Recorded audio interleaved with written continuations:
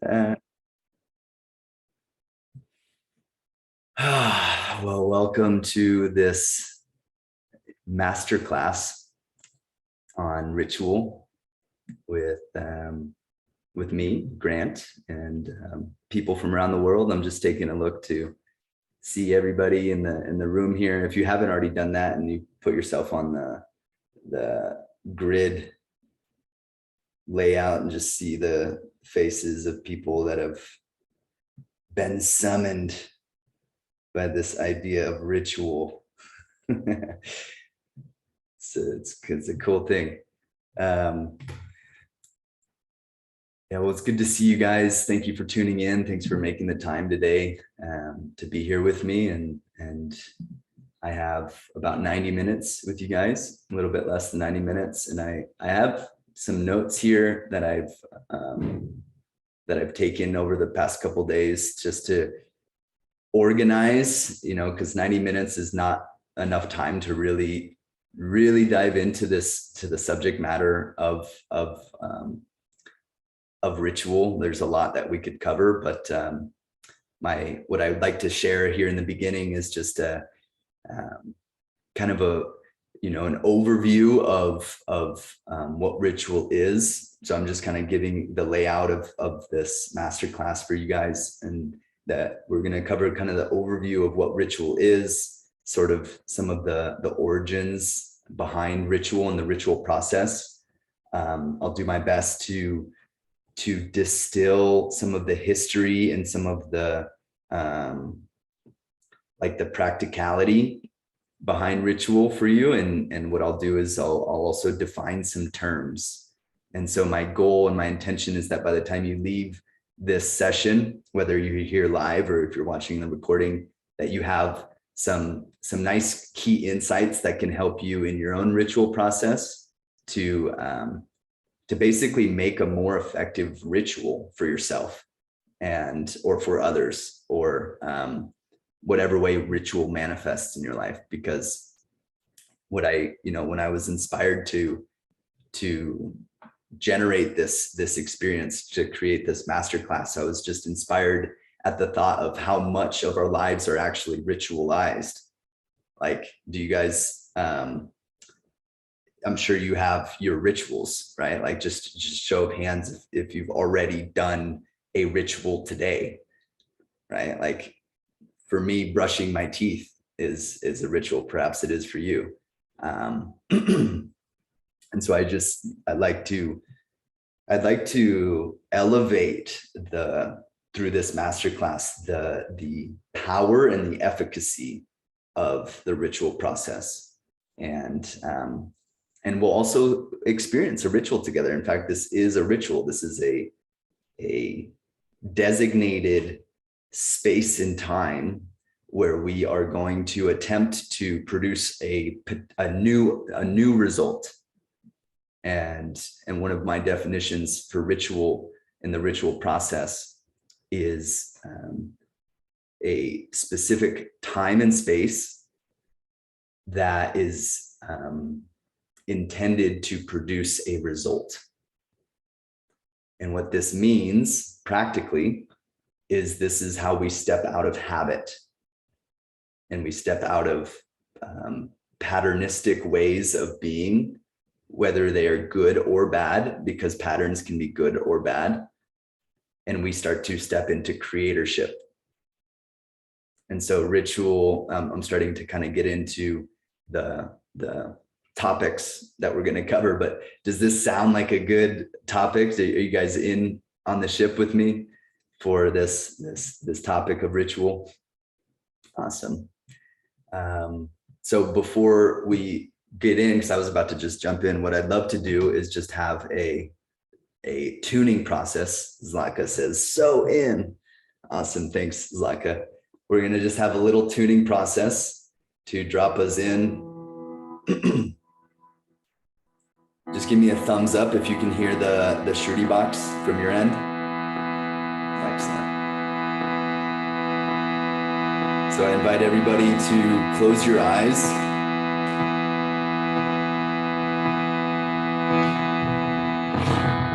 Start to feel and hear the sound of the instrument wherever you are,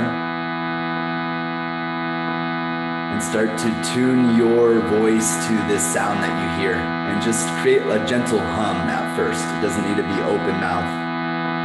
It can just be a hum, like a vibration deep inside your chest.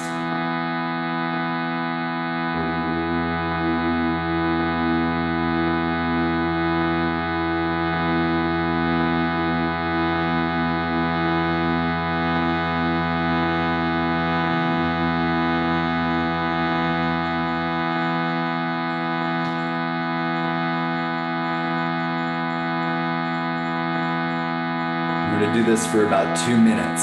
So as you are vibrating and humming,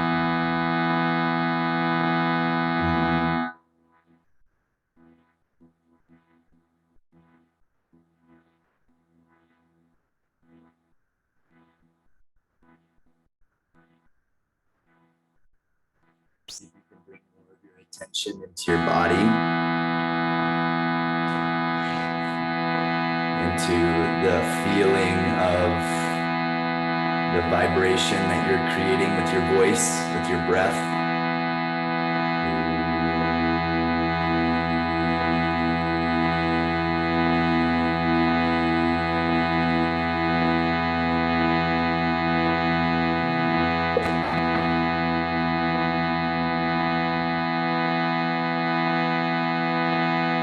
Let's just do 3 more of those. You can open your mouth if you want to turn it into a sound of Om. Aum.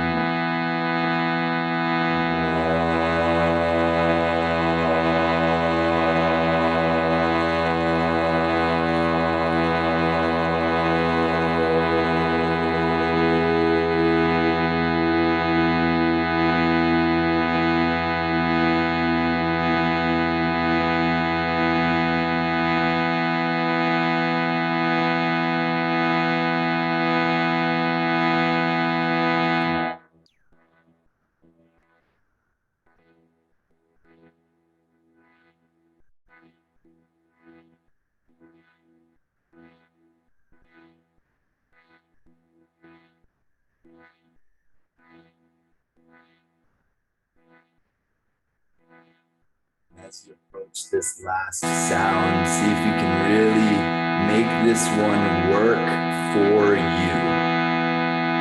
Whatever that means, make this last tone, make it work for you, for what you need to help you land, help you arrive,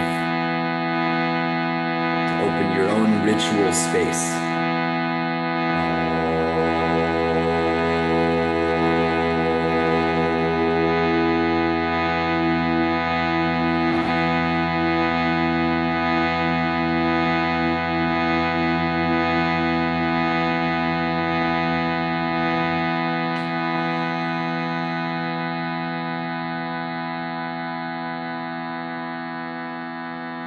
As you rest here for another few moments with your eyes closed, allow your breath to be deep and slow in your body.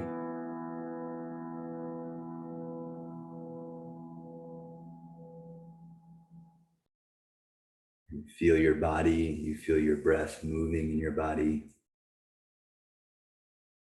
You might feel a residual vibration from your toning practice.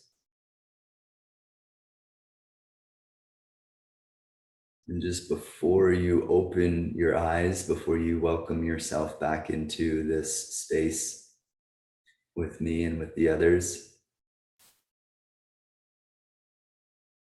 is there something within your heart that wants to make itself known to your mind? Is there something within the depth of you that is now more available? This could be your intention. This could be your desire for your day, for this eclipse portal. There's not a right or wrong. Just allow something within you to be manifest, to be known. And then from that place, we can open our eyes and Just allow that sort of settling of the nervous system. And then we're describing today the concept of ritual, the process of ritual. And basically what we did with that toning was just a practice that can generate, or that will and has generated energy, Shakti, that is available for you in your ritual process. And so one of the things that we'll talk about today, in fact, we're already talking about it, is that in a ritual, which anything can become ritualized, like we can ritualize brushing our teeth, like we used that example earlier. However, once we add a component that actually allows energy to move into that space, it can increase the efficacy.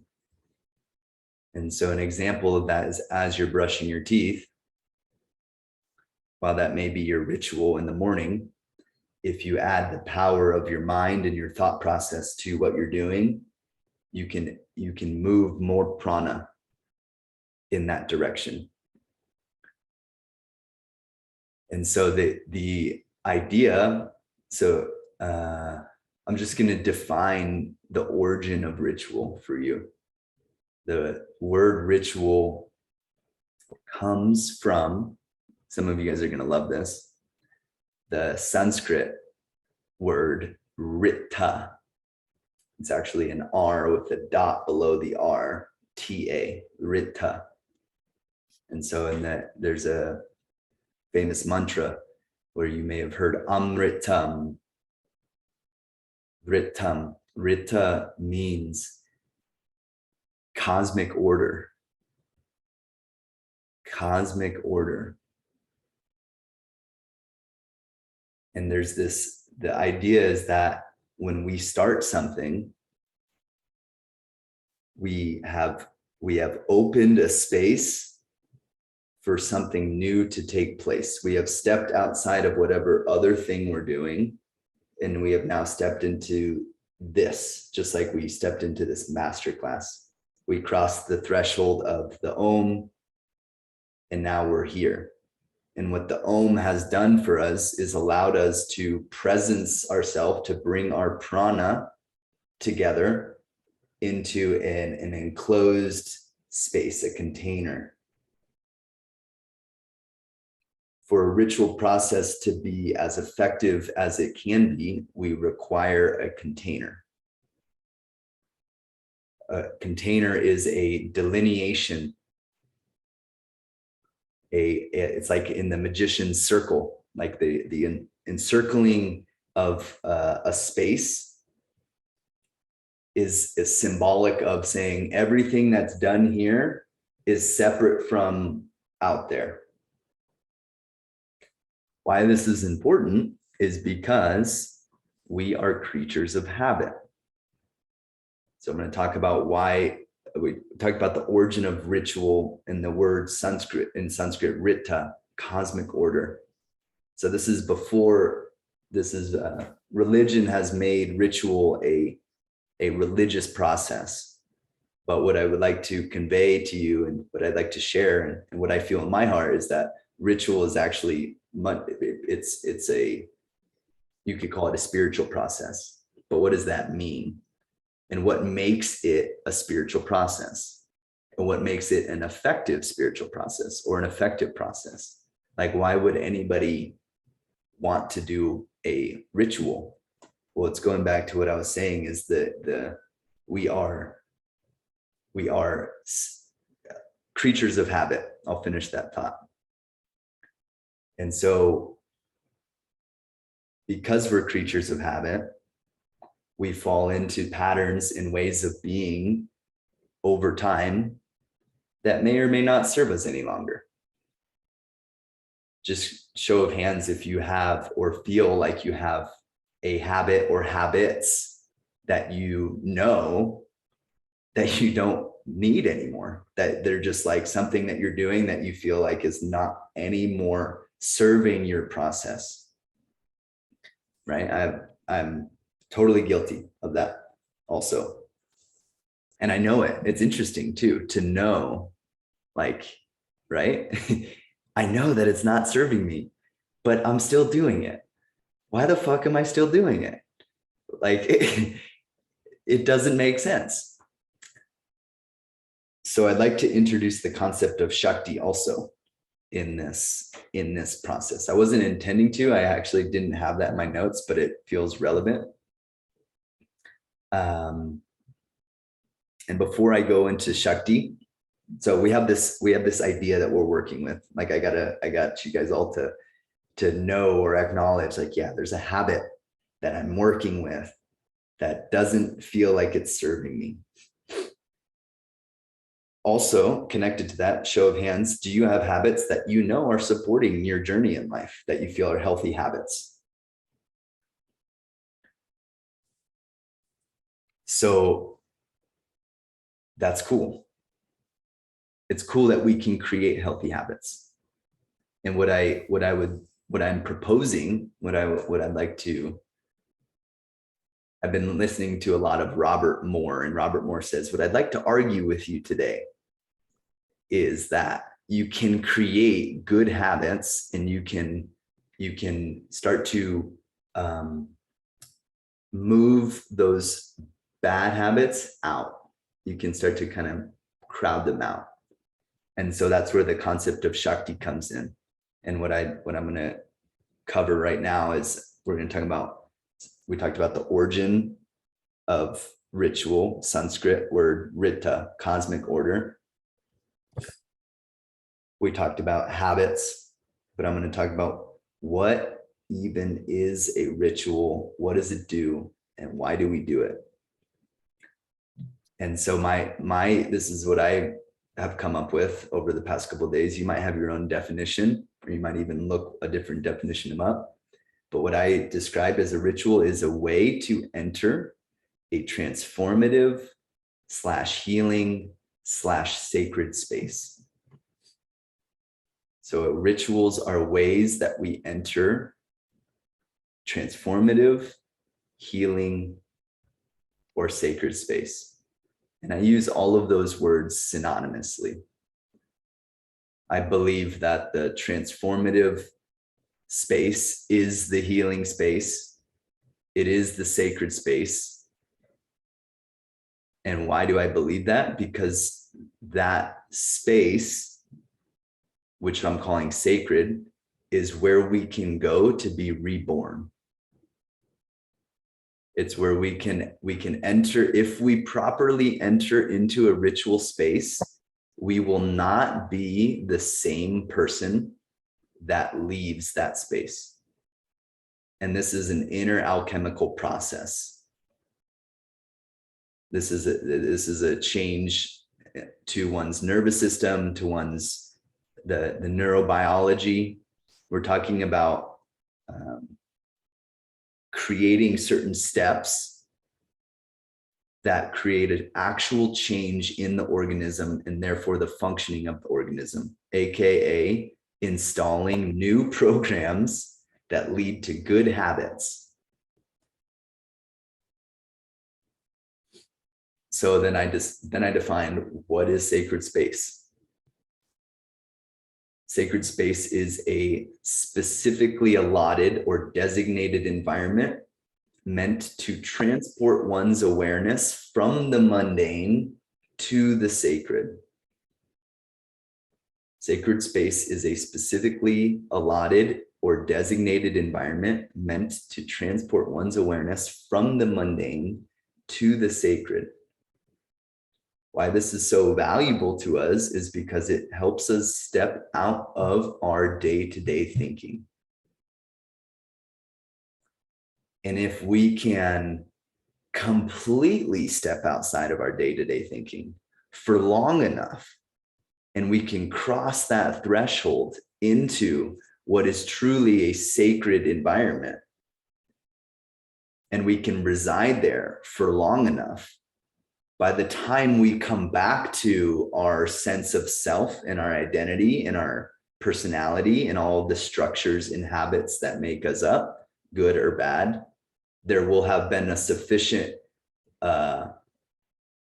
change to our being. And perhaps you have had in your life a very powerful ritual experience. I certainly have. And I've been wondering what has made the powerful ritual experiences so effective for me, as in created the biggest change versus other processes which have not.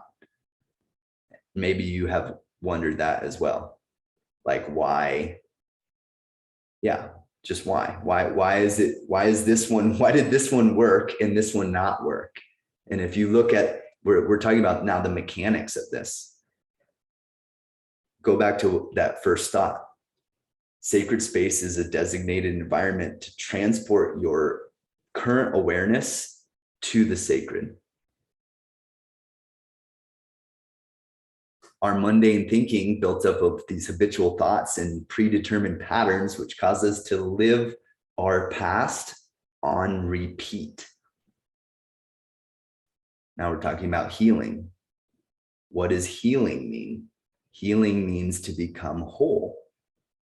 And so when we experience a healing, this is what I've so far discovered about the healing process, is healing means we retrieve a part of ourself that has been stuck in the past, and we bring it back and integrate it into the present moment. So healing, becoming whole, is the process of retrieving a part of ourself that is stuck in the past, or a part of consciousness, or a part of life, which is all the self, right? We're talking about beyond the limited identity of who you are, which can be used to bring parts of the past back into integration so that life can flow again. And this can be your healing or someone else's healing or the world's healing. And ultimately, it's just one healing. It's just one big process of life integrating itself. And we, in our culture today, have lost touch with rituals and their efficacy. Doesn't mean we don't do rituals. And I'm sure all of you guys here have effective rituals. I'm talking about birthday parties and going to Vegas for our 21st birthday. And these are ritual processes, but I would argue that they're not effective any longer because they are potentially causing us to recreate the past. And in my life, I'm really on a mission to create a new future. I feel really strongly about that. I want to create a new future for myself, for my family, for my potential children, if I have children, for your children, for our children. And I feel like we're all on that same path. I feel like that's the sacred path, that we've chosen to heal. And that's sort of the call to action. So healing, sacred space. I'm just going to pause for a moment and see, are there any questions out there regarding what I've so far covered for you guys? I'm kind of just laying some groundwork and definitions, but does anyone have any questions?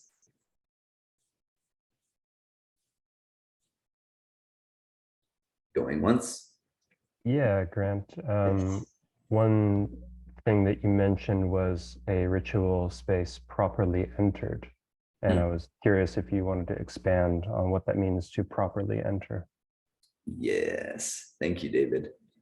And when you have a question, just say your name first. That way we have in the recording, we'll have your name. So I want to answer that question. I feel like we're going to be able to expand on it a little more later on in the session, but I will answer that question now about what it means to properly enter the ritual space. And I'm curious, do you have an idea? Like what is your intuition about that? Yeah, I guess where it would immediately go would to be, just to kind of intentionally move yourself into that space, whether that means like, maybe having a shower before, putting on a clean set of clothes, and sitting down and kind of, intentionally creating the container and setting aside other things that might interrupt and distract and enter into. I guess I'm thinking for a more like formalized ritual, maybe something like brushing your teeth would have a different entry than that. But yeah, that would be my guess. Totally. Yeah, I would agree with you. And I'll add and I'll expand on that because it's a really good question. And what I forgot to, I'll just cover it now. There are three elements that will make a ritual into what can be a very elaborate, effective process.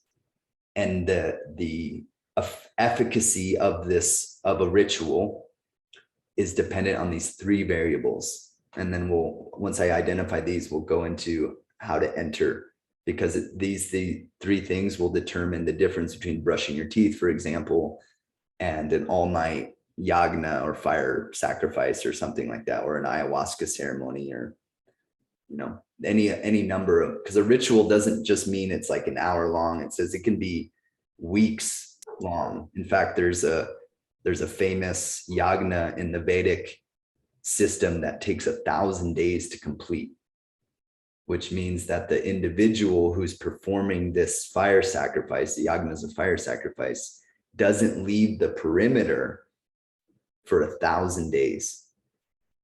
And they're inside of a enclosure, a container, generating Shakti, doing a process uninterruptedly for almost 3 years. Pretty wild to think. Anyways, going back to the three. You guys ready for the three? And then we'll talk about David's question.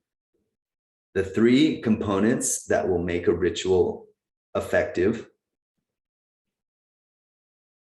intensity,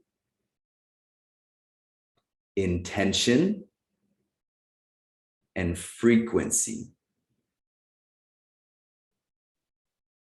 Intensity, intention, and frequency.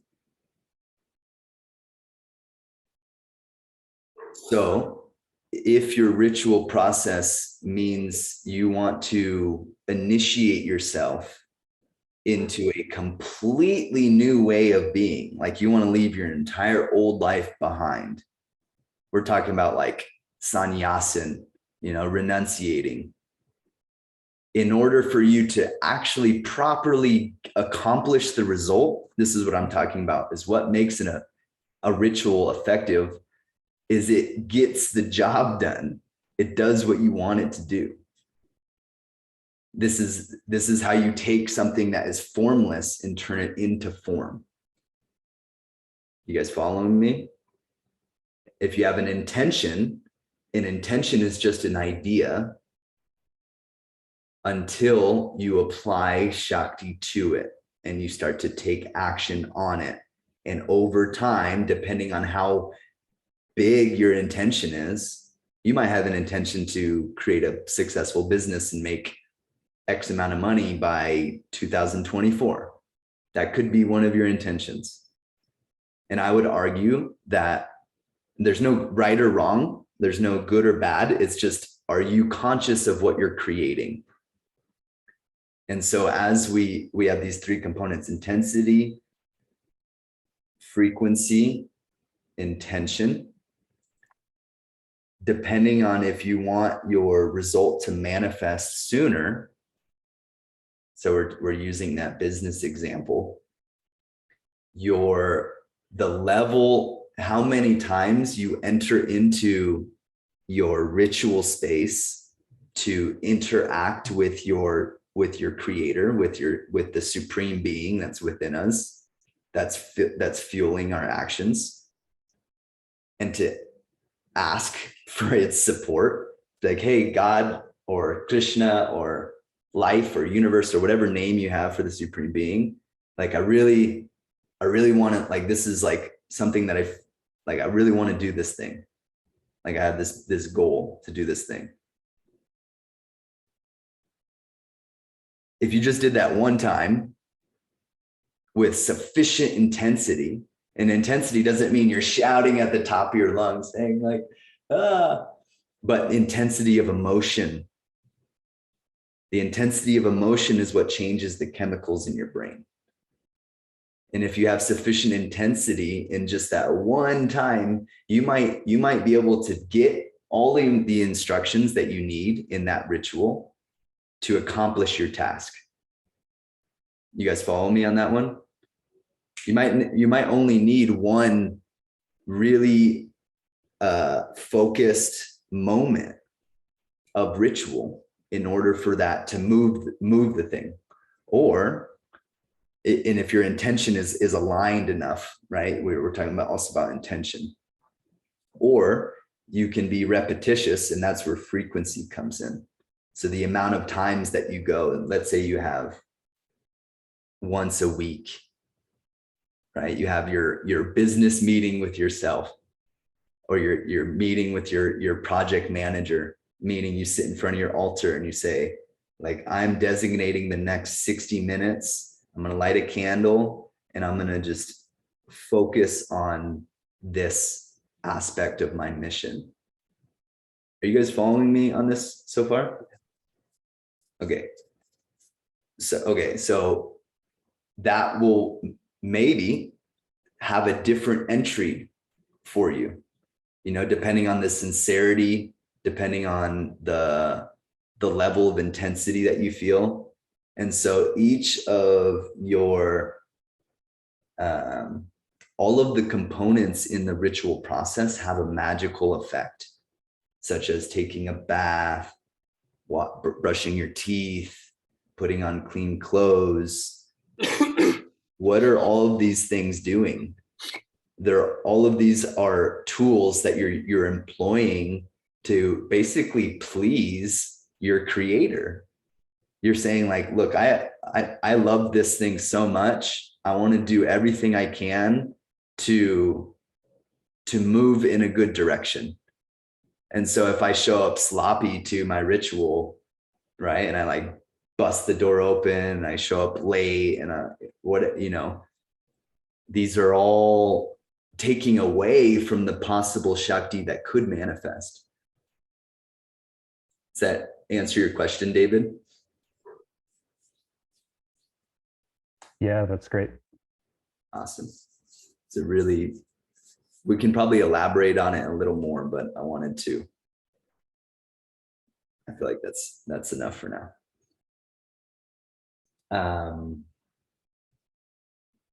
Okay, so how to enter the ritual process was the question. Is there any other question in the camp at this moment? Did that bring up more questions?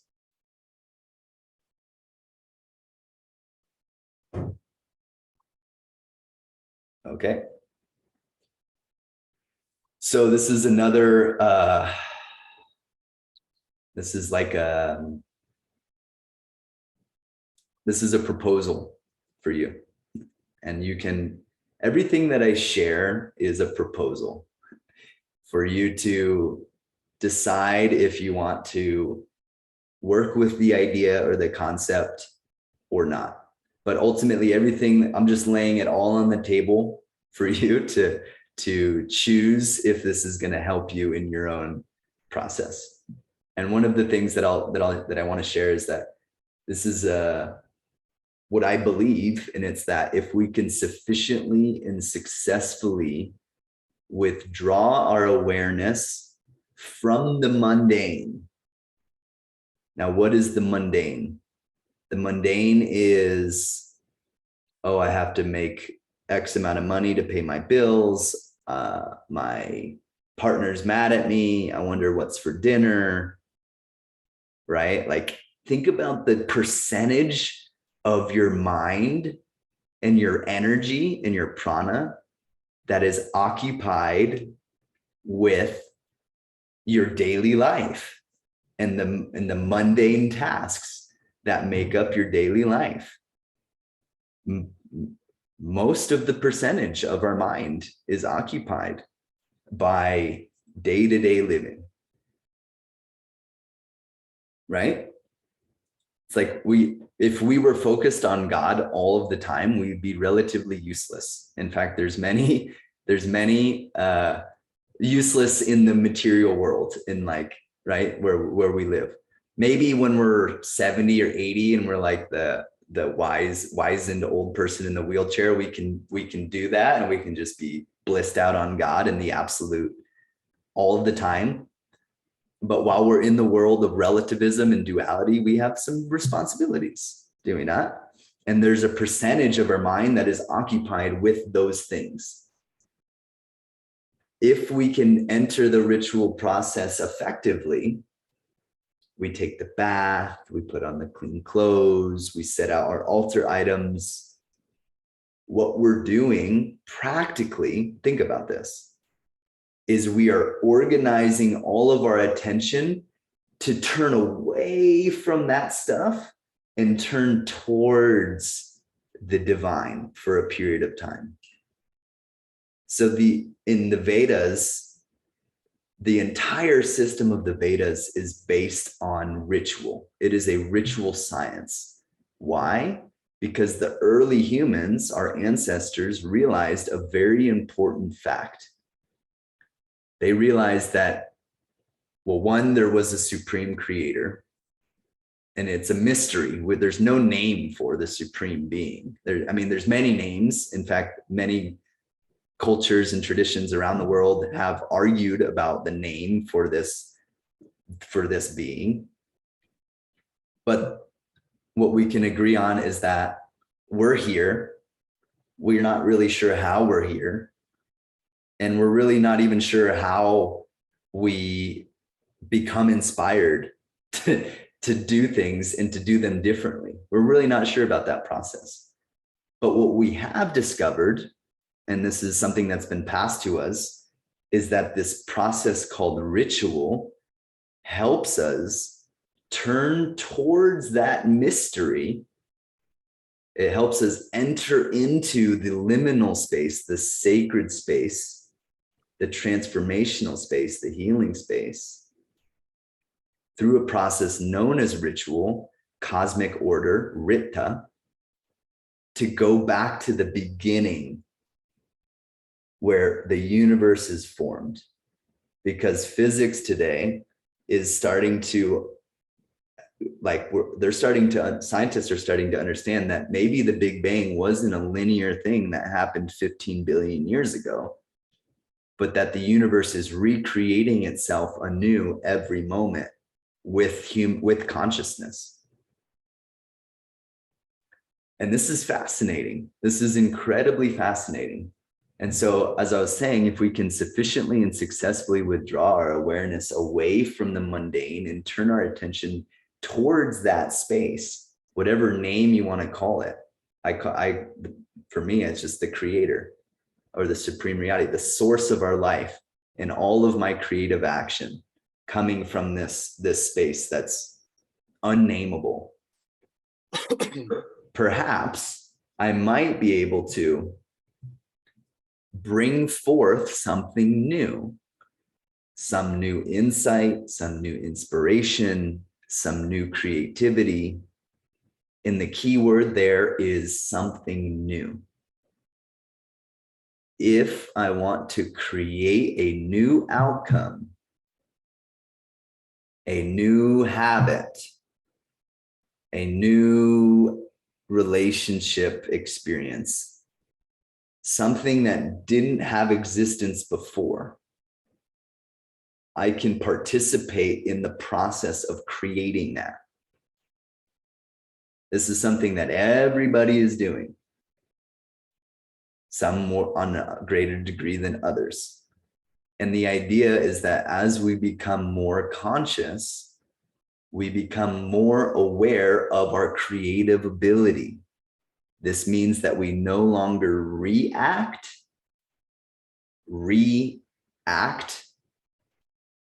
Say that again. React. We no longer repeat, but we act from our place of sovereignty, from our place of intention, intentionality, consciousness, and choice. And my argument today is that the ritual process is a way that we can undergo this going back to the source, and we can enter into the, in the mythology, there's the beginning of the universe, and everything is just, there's so much Shakti, there's so much energy at the beginning of the universe, but it's not yet organized into the world of form. Right? This is the scientific mythology, because science has its own mythology. And this is the traditional mythology, meaning like the stories of gods and goddesses and celestial beings at the beginning of time. What are they talking about? They're talking about this. They're talking about sitting in front of your altar and going in to turning away from the world of form, the world of habit, of recreating the past, of karma, turning our attention for a period of time on the sacred. Are you guys following me so far on this? Are there any questions up until this point before I continue?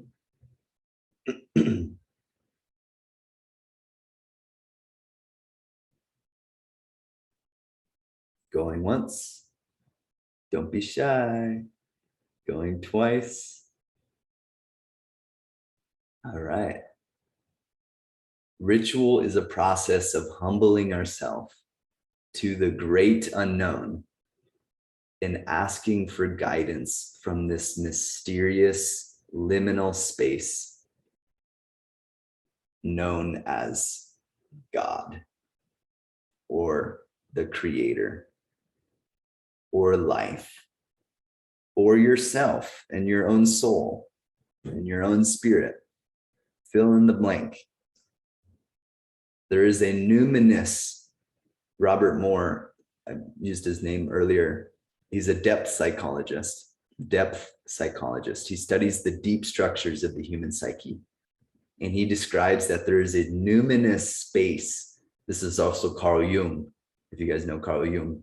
A numinous space that is a fountain of creativity that exists inside of every human being. And that the act of ritual, if it's done with this knowledge, can bring us towards that numinous space, where that numinous space, that it's just infinite, all-knowing, in the intelligence of life at the core of our being, out of which our personality springs forth. But when we have, and he calls them character flaws or complexes, meaning we have some form of pattern or way of thinking about ourselves, about our life. Like my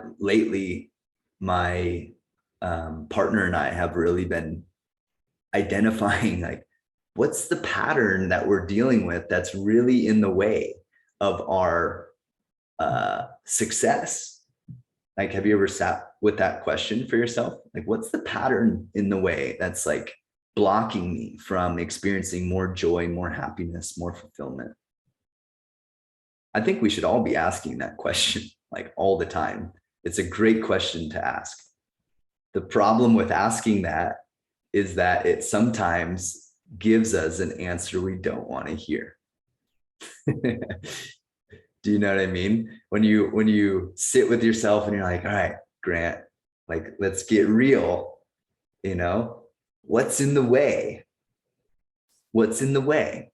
And then as I get sincere, remember intention and intensity, as I bring my intensity to, that'd be a ritual process. And I'm turning into myself and I'm saying, I'm going to block out the world and I'm going to turn in and I'm going to say, what's in the way? You know, my heart, it's interesting because our heart knows what we want. Our heart knows what we want. It's often the mind that gets confused and comes up with all sorts of things. But when we turn in and we say, what's in the way?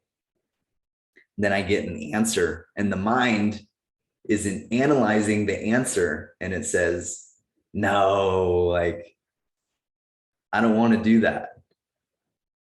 Can we negotiate? And then you're negotiating with spirit. And I always say, you can't negotiate with spirit. You've already lost, because then your ego is now involving itself in preserving itself. And if we enter the ritual space, I'm going to be really repetitive in this masterclass. The idea is that you go in and you're changed by the time you come out. And this is where intensity is so important. And this is where the magical accoutrements that you use in your ritual process are helpful. So I'm going to transition now, and I'm going to talk about the magical accoutrements. I love that word, accoutrements. It's like, do you have your rattle? Do you have your bone with your feather on it? Do you have your mage's cap? I don't have any of those things. I do have a rattle, but I definitely don't have a bone with a feather on it. Maybe that'll be another initiation. But there's a reason that these objects exist, ritual objects. They help you facilitate your awareness in the direction of where you're trying to go. And so if you're trying to get over some part of yourself, you're trying to heal from something that doesn't seem to be moving, right? Has it ever happened to you? You feel like you're trying to heal from something and it just doesn't, it feels just stuck. So this other guy I've been studying, he talks about how we can get caught in the loop of constantly trying to heal things. And we do need to have our attention towards what we need to heal, what we need to work through. Like, we need to know what our work is. And it's important that we keep our eye on the goal and we know where we're trying to go. What our vision is, what our aspiration is. And so that's where, again, making an effective ritual, we need to know what we're trying to do. So that's another step in making an effective ritual. Know what you're trying to do. So you have the three components of what makes a successful ritual: frequency, intention, intensity. And this isn't I guess it is a component, but I won't add it to those three, but know what you're trying to do. That'll go into your intention. So if you're going to create a ritual for today, for example, for the full moon, what would you do? Like, what would you do it for? And because we're taking advantage of the cosmic energy that's happening, the lunar eclipse, the full moon. We can ride that wave in order to accomplish our task. But you need to know what you're trying to do. Because when you go into that ritual space, if it's just, I'm just going to do it for fun, whatever, I just think I should do it. What happens when you get to the brink of your the threshold of your personality? Think about like some of the initiations that that culture has been carrying for generations. There's certain initiations in African tribes that are like, in order to become a mature adult, it's crazy what they go through. And it's because they need to die to who they are. They need to cross the threshold in order to be reborn. And so they're very clear about what they're trying to do. And it's very, very clear. And they have the container of for example, a vision quest, a 4-day container where you have people literally praying for you at the bottom of a hill. You have people who are in ceremony, who are lighting fire, keeping a fire lit for you. Those are all magical objects to assist you in transporting your consciousness. You guys following me? So still, is this alive for you? Is this catching something? Is there anything that anyone wants to share? I had a question. Can you talk a little bit about sort of the intersection between like intention and ego and surrender? So like I guess what I'm trying to encapsulate in a question, articulate correctly is like there's part of me that experiences like going into the unknown and it's like being present and seeing like what is being brought and like surrendering to that. And there's part of it that directionally you need an intention, so you're kind of like steering the ship somewhere. And then there's also like some people who work with intention and then like they're so myopic in their intention, they're like they just want this one thing that they can't be open to whatever the universe is bringing them. So it's not really a question, it's just more like, can you speak to us from some of your experiences around sort of the intersection of those pieces? Yes. Thank you, Bala. That's such a good, yeah. I have a lot to go off with that. And I love that question. That's something I think about a lot. And perhaps others here are thinking that as well. So I'm going to tell the story. And hopefully this story conveys this idea. And then I'm going to unpack the story for you guys. So the story is about Brahma's son, Daksha, who performs a massive yagna, which is a fire sacrifice. This is in the Hindu mythology, okay? So Daksha is the son of the creator of the universe, AKA the ego. That there's a symbolism in all of the characters of the story. So the son of the creator of the universe decides he wants to perform a yagna. And he wants to perform a yagna that's super showy and he does have there is a pure intention. He wants to bless all of the beings in the universe, right? So he's doing this ritual process to bless all the beings in the universe, but he kind of makes it like a bit of a party. You know, he invites everybody to it. He wants everybody to see how good he is. And so he's doing this whole thing, like part of it's for show, which if we're being honest, if I'm being honest, I'm super aware that my ego is at least partially responsible for my discipline and my devotion and spiritual practice. I'm fully aware of that like my ego has a selfish stake in feeling better. Now, the interesting paradox is that as I engage in my practices legitimately, the ego starts to shave itself off. It starts to kind of like, you know, my intention might be one thing, and it starts to change as I start to realize, oh, wow, that was actually pretty selfish of me. Like that's actually not really what I want. So Daksha, back to the story, Daksha is doing this yagna. He invites the whole universe. Daksha's daughter is named Sati. Sati becomes the wife of Shiva. And Daksha doesn't like that Sati marries Shiva. Because Shiva's like this dreadlocked, rebel. Like he's always wandering around the universe. He doesn't make a great husband. He's performing thousands of years of penance and meditation, and he's just, yeah, he's kind of not the greatest husband for Sati, according to Daksha. So Daksha has his projection. Weird caveman. So Daksha purposely doesn't invite Sati or Shiva to the party. He invites everybody else, but he doesn't invite Sati or Shiva. And Shiva hears about this. He hears about this yagna that's happening. And Shiva loves yagnas. He's like, chanting, fire, mantra, like I'm there. Like that's my type of party.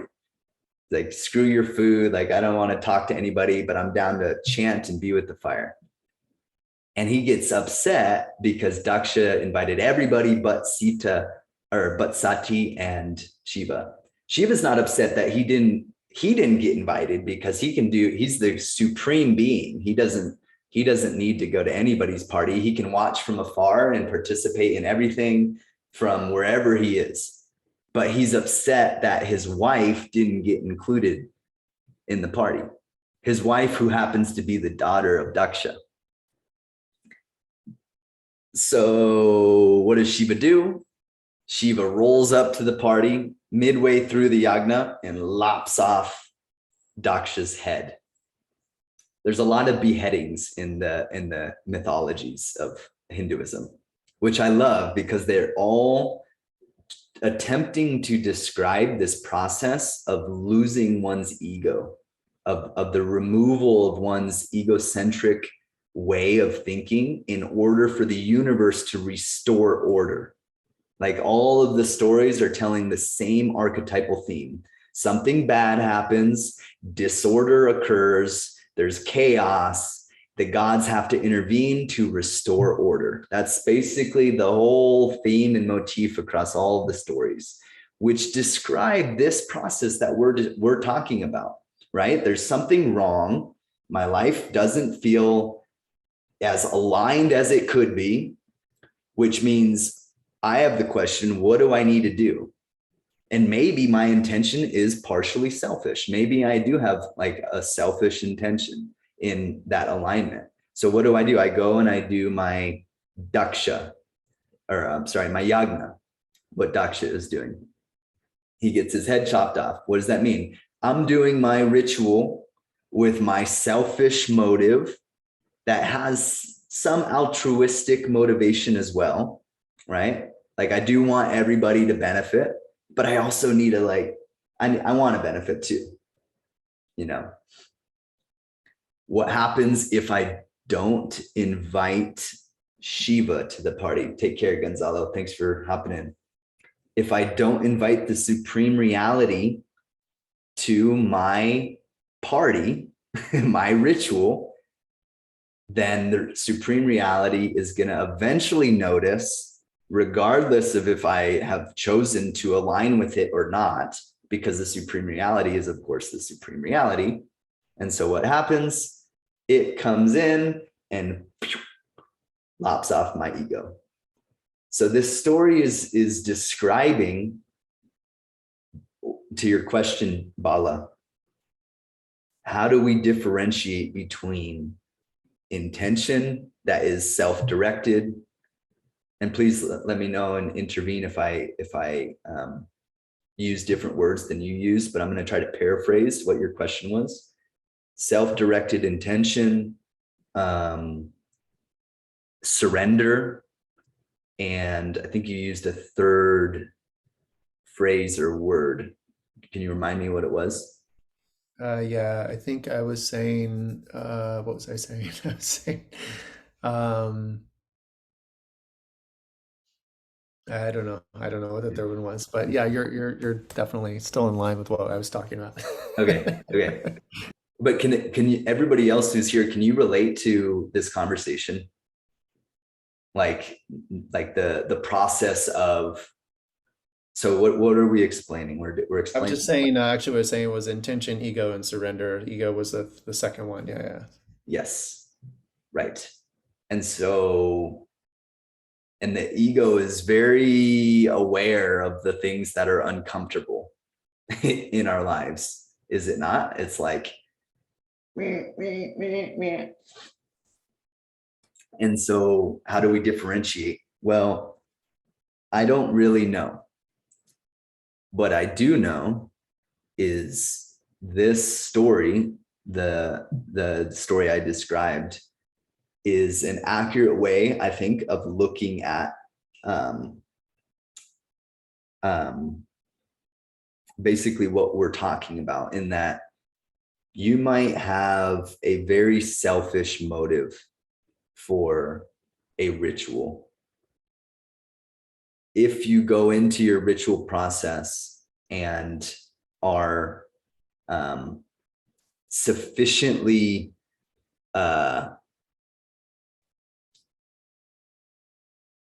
like the idea of transformation, this is where sati, the sati part of that story comes in. Sati represents kundalini. If you're sufficiently engaged in your ritual process, you will undergo a transformation, whether you like it or not, and it's not up to you about what that transformation looks like. That's the powerful message of this theme of what we're talking about. Is you might have one intention going in, and that's fine. But your heart is, and the intelligence that's within you, when I talk about the heart, I'm talking about the core of your being, is far more intelligent than your ego, and it will sufficiently exactly align to source. You will be transformed, and maybe not in a way that you are even prepared for. And this is why, like, the understanding the mechanics of this is helpful. And this is what brings up, we're basically talking about magic. We're talking about magic. And if we're using these tools and this knowledge to manifest things that are only serving the ego, that's sorcery and black magic. And over time, the karma of that, the accrual of that, and let's be clear, like, it sounds heavy, like sorcery and black magic. This is happening on a daily basis in most people's lives. Whether we're right, like we're calling certain things in, and then we get them and we're like, oh, that's actually not what I wanted. Well, it's because we were aligned in a way, and we manifested the thing, and now it's actually not the thing. And so, yeah, sati, kundalini, balancing intention, ego, surrender. I would say, in summary,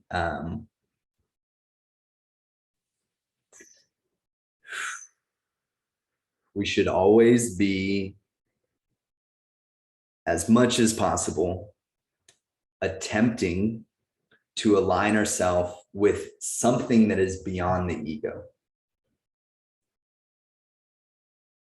The way that Robert Moore explains this process, he says the main idea behind the importance of ritual, and this is where sacrifice comes in. We didn't talk about sacrifice, but sacrifice kind of has a theme connected to what your question is, Bala.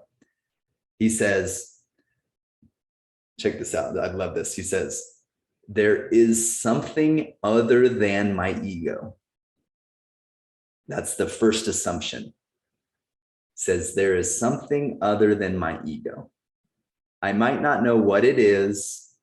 I might not have a name for it.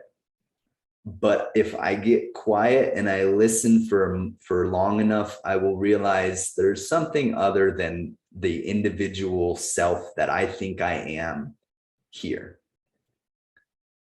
He goes on to say, it wants something from me. So he says there's something other than my ego, and it wants something from me.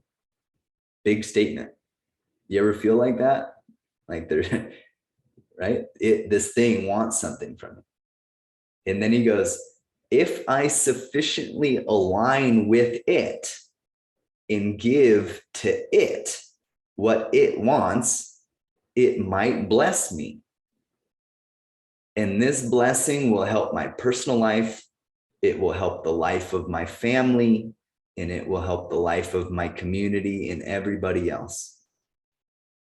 Daksha in the story we shared got this wrong. He thought he was the center of the universe, which it's true. And there's also the universe. So you might be the center of the universe, but you are the center of the universe. The universe is actually holding you. So align with that, the universe wants something from me. What can I give the universe so that the universe, which is clearly, at least when I think about it, I'm like, all right, I don't know how I got here. I don't know how any of this got here. I don't know how any of this is working, but it's working. Can I give something to that big machine called life so that life may bring to me the blessing of whatever it is that I need? Because let's be honest, I don't fucking know what I want. I don't know what I need most of the time. I'm just a puny human trying to figure out how to align with the creator in such a way so that my life is happy and fulfilled. Because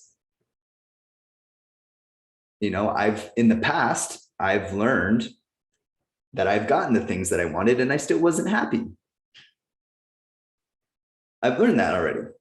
So then if I'm going to ask for things in the ritual process, what am I going to ask for?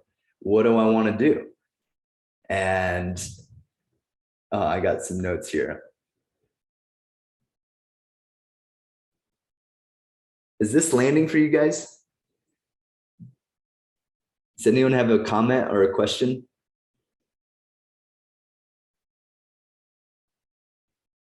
How did that go for you, Bala? Do you have anything?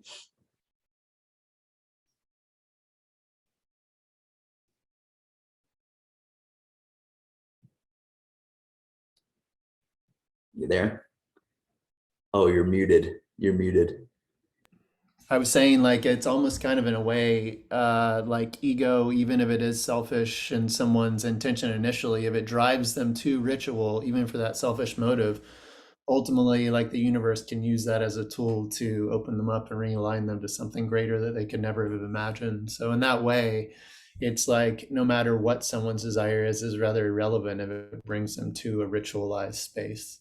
I think it's kind of one of the things that you're communicating. Exactly. That was really, really well articulated. And that's one of the reasons why I hesitate. I don't always do it, but sometimes when I'm leading spaces and facilitating an experience, I don't ask people what their intention is. Because I know that one, the intention can change. And often it does change when they start to actually really transform. And they're like, oh, wow, I came here with this and I'm actually leaving with this. And and then another thing is I also fully am aware that I came to yoga originally purely out of selfish reasons, and oftentimes I think most people, in fact, if not, the majority of people probably come to spiritual practice selfishly. And what ends up happening is that spiritual practice changes them over time. And then we realize, oh, wow, okay, I'm sort of getting it. And I'm really glad we're talking about this. This is a really important theme in the concept of ritual. And what I'd love to share as we get towards the end of this call is how to make and generate the transformation in that space. And so we're using this example, the ego has come to the ritual space. And I've seen this, I've assisted in about 50 or so ayahuasca ceremonies over the past year and a half. And so I've seen, and I'm using this as an example because the ceremony space is a beautiful ritual container. It's a really, really, really yeah, and it's cool to see how different lineages do it. You know, I've had the privilege of being in different lineages, containers, and feeling how they conduct that space. And I've seen different types of individuals come in and approach the medicine with different intentions. And I've seen people struggle through ceremony. I've seen people have peaceful experiences. And it's almost like you can witness the person's constitution before even going into the ceremonial space, and you're somewhat aware of how it's going to go for them. Like you can kind of see and feel in their demeanor and how they're approaching the working with the medicine. And you're like, yeah, okay, it's probably going to be a tough one for that guy. You know, it's probably going to be a tough one. Because what does ayahuasca do? Ayahuasca forces the organism biologically to open up to the liminal. It forces us through the chemistry and the changes. Forces may be a strong word, but it invites an opening to the great unknown, where your ego is now no longer in control and is a minuscule fleck on the dot of the universal tapestry. And it's pretty wild in that space. It can get pretty wild in that space. And if you don't have a sufficient amount of surrender already cultivated in your organism, then you're going to be in a battle. And it's going to be the battle that's described in all of the mythological epics between the forces of good and evil, the forces of control and disorder. And that's going to be playing out in your psyche for 4 or 5 or 6 hours as you're in that ritual container. And so now not everybody is drinking ayahuasca regularly, but most people, in fact, I would argue all people, are engaged in some form of ritual process in their day to day, whether that's making their bed or taking a shower or whatever. So the last topic that I want to cover in the last 10 minutes here is what creates, or how do we create as transformative an effect inside of our ritual space. So we have the steps of the ritual process. We have the remember, cosmic order. I really want you guys to remember that. The word ritual comes from the Sanskrit word rita, which means cosmic order. We're going back to the beginning. We're trying to make a journey to the center of the universe, the center of the universe. Because if you're out here in your thinking mind, then you're no longer in the very center. So you're making that journey back to the very center of the universe. That process is filled with many, many, you could call them demons. In the mythological stories, they're demons. What is a demon? A demon is a energy in the psyche that tries to fragment. And so as you make your journey back into undifferentiated energy, the center, all of the demons of the psyche, the parts of the ego that are fragmenting you, are getting in the way. And they're trying to say, hey, like, maybe if you know, and then, or you start to think, oh, like, this person really pissed me off, or I can't believe that happened. And all of these demons, right? These parts of the psyche that are fragmenting you as you start to bring your prana and your shakti into one space instead of it being apart. It's in one space. Your container is set because you did all the steps, right? And as you start to organize and get even more focused and turn your attention away from the mundane and more towards the sacred is terrifying. It is terrifying. Why? Because it doesn't give any shit about your ego. Not really. what the sacred cares about is the sacred. It cares about life. It cares about the harmony of the universe. It cares about balance. It cares about making things run smoothly. And the ego doesn't really, not always, sometimes, but very often the ego is running rampant in its own individuation and potentially causing chaos to what is already a perfect order. Like the universe is perfect. The ego comes in and it's like, blah. So it's terrifying. It's terrifying to get closer to that.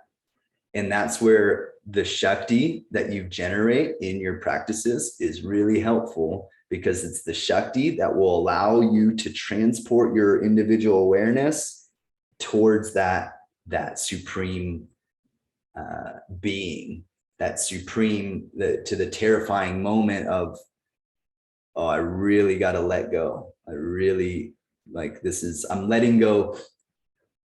Just to feel this for a moment, like if you've ever felt like I've already let go, and then you have another moment where you let go deeper. Do you know what I mean? Like I've already let go of everything, and then you get to another moment, it's like, let go deeper. Maybe the toilet clogs or whatever, simple stuff. So the final thing I'll leave you guys with is the concept of Shakti. Shakti is what makes things change. In fact, Shakti is change. Shakti is change. Shakti is the movement and dynamism of life. And why this is the final concept is we've set up the ritual process. We have an idea for the structure and the mechanics of ritual. We have an idea of what ritual space is: transformative, healing, sacred space, a place that the ego goes to submit itself to that which is beyond it, in the hope that it might receive something in return. Because the ego has learned it actually doesn't really get anything done without the help of something else. And so we start to create a reciprocity in this. And that reciprocity is through Shakti, through the process of Shakti. And Shakti is what your techniques, y'all, everybody, I'm looking at the faces here. Everybody here has techniques, right? Whether it's breath work, meditation, chanting, singing, dancing, yoga asana. These techniques are the mechanical ways to manipulate with your ego, your body, mind, to get more of that transformative energy running through you. Because the ego is a crystallization. It's a fixation, it's fixed. And what you're trying to do is you're trying to get movement through that, so that this fixedness starts to open up a little bit. And if you, and this is where, remember the three, does anyone remember the three components of ritual, the successful pieces?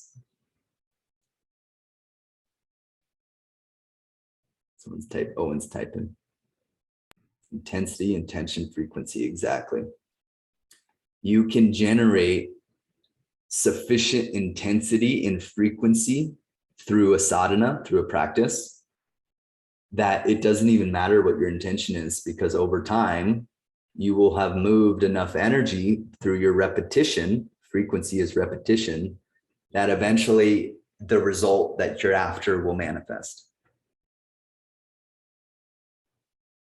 So my conclusion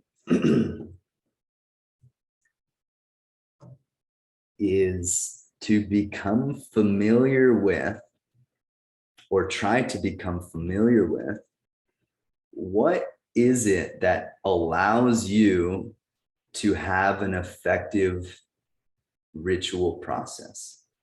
That would be I'm concluding with a question for you. That way, when you go and you do your thing after this, you're thinking about this.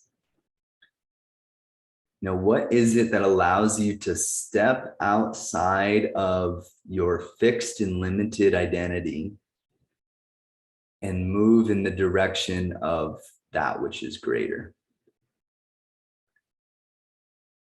And that is if you nail that and really have that down, you're like, yeah, that's everything. You're putting your life in order first in your ritual. That's what I was talking about, cosmic order. When you have your daily ritual, your morning thing, you're putting your life in order before it exists. And then you go and you live your life.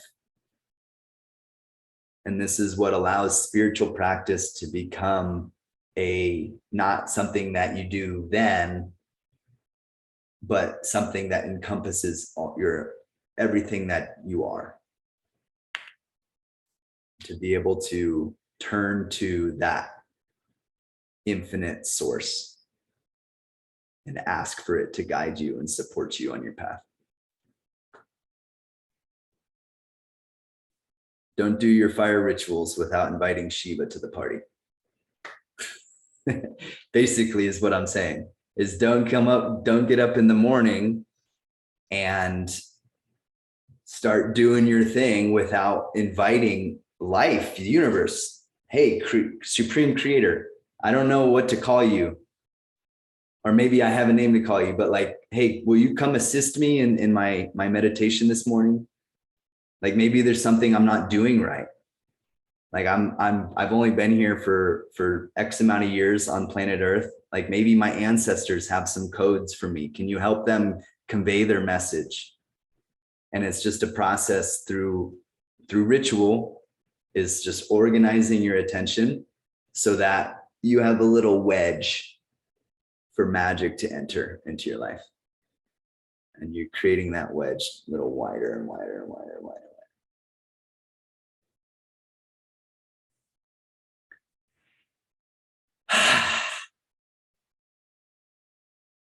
How's everyone? Comments, questions, concerns? See smiling faces.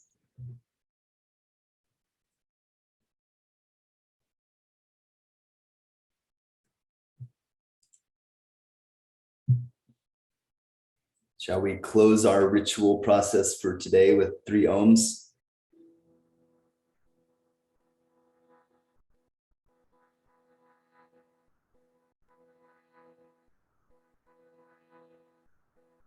Eyes close. Feel your body and try to feel more of your body with your breath.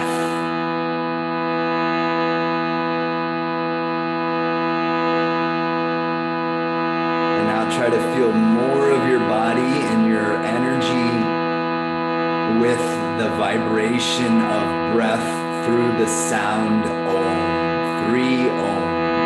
Inhale.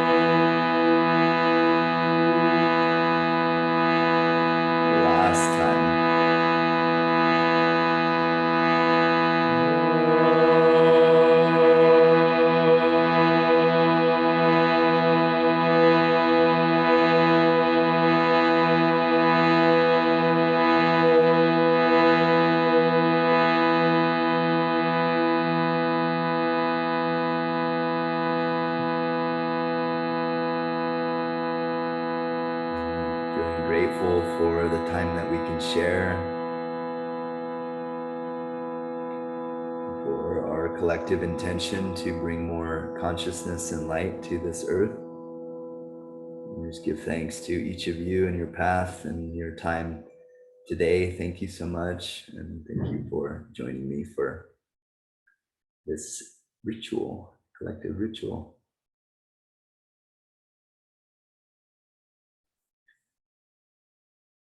Well, bless each of you and your bright, beautiful hearts. Thanks, guys. Thanks, Zlatka, Lori, David, Bala, Owen, Rick, Justin, and iPhone. Go enjoy your ritual, your life. Invite Shiva to the party. That's the main teaching. See you guys. Thanks for tuning in.